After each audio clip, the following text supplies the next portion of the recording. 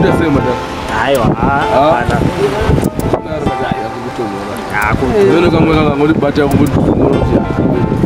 Nazo kugora soka sori kure urura zuwa mara so Wapane kupi unoswa chibvunza zvekure urura sha. Isandi hayo atrambi izoti isandi. Beka zaje zuwa mara. Urura kuti tizoti adamubvunza wani kwese. Ukuthi mango chipindurira. Sasa zvinhu nomwe rangobvunza kuti iwewe ungonzwa kuti chivi chako chaone chivi ichi chikanadzo tsvakwa kuti chivi chako ichi tsvakwa utaziva kuti denga ndechipi. Changu chivi chandinacho mudhara chakanyanya manje. Changu ini chandichatadzirirwa kupinda denga nechechihure. Saka iwe uri pfambi kayo muchindeni. Handi zvanzi tingoreurura here boys. Handizosvazvo but hey, takutokutyira muvakadzi vedu. Usatombokwati rasta muchitaurawo chivi chenyu. Hai chivi changu ndichongotowa.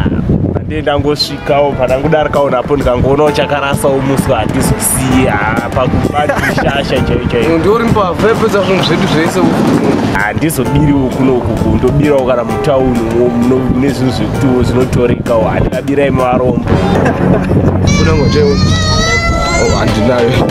Unokumba watotora ngatoziya ringatoita komedzi dzavo. Ko iwewe wabira sei hapo? Ine nhati handina chiviri handiti zvechiviri. Iwe unongotibvunza ungosvika panapo utobvunza zvezvivi kureurura ko iwe unoita nezveiyo chako ndechecho kutadzisa kudenga. Inini manje changu chiva nacho chakakurisa. Kana wazoda kuna chivi chedu ndakufanana. Amana nditori pawandi. Mazibhacho namapango. Vanhu 7. Aiwa chako chiri serious. Aiwa iwe unogona kutongosuduruka panapa because mweya wako waona hausi right iwe kutamba newe kuchatoguma kwareka because ngatipedzisira watibvisa panguva yakaoma.